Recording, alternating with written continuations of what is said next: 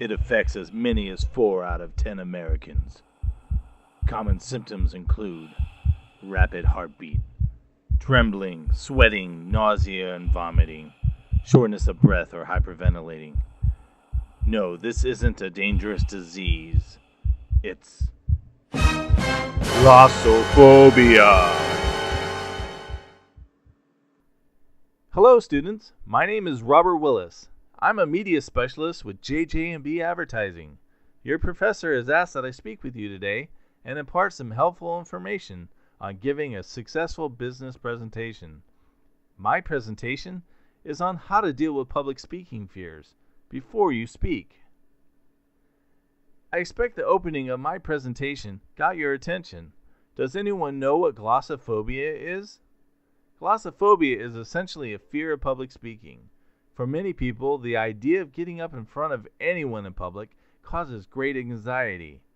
Some studies have shown that some people actually prefer to die over getting up and speaking in public.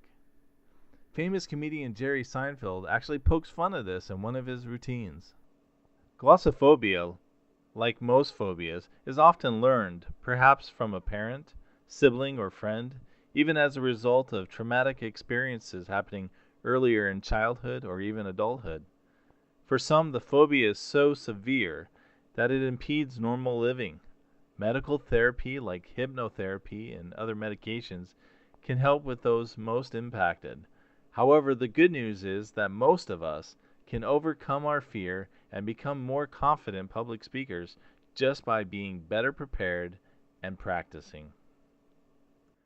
One of the first steps in preparing for a presentation is understanding why you specifically, are giving the presentation.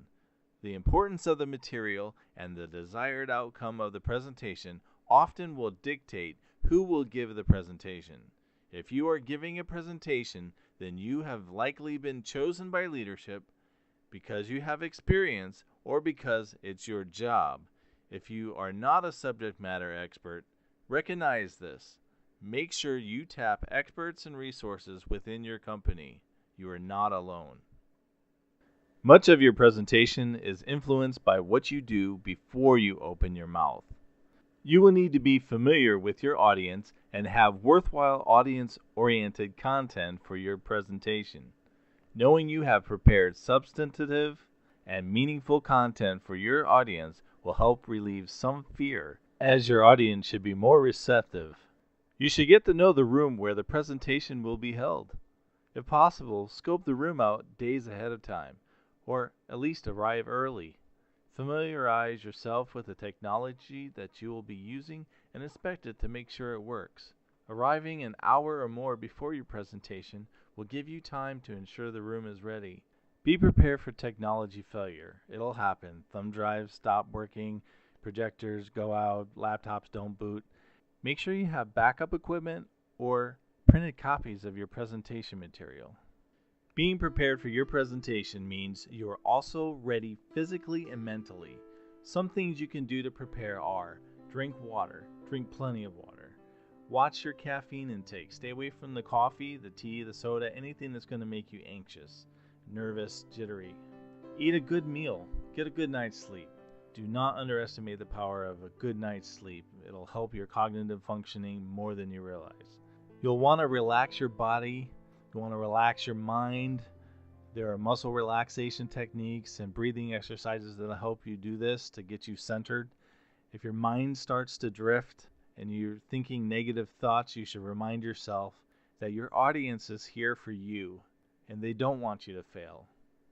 Practice is important. You don't have to memorize your entire presentation, but memorizing your opening is one thing that will help you tremendously. Your opening sets the stage for everything that follows, and having a good opening to your presentation will give you confidence to push through any remaining fear you might have. In this presentation, I have discussed how to address fear of public speaking by taking some simple steps.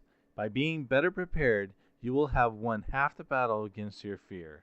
You will have greater confidence going into your presentation, and with practice, you will only get better.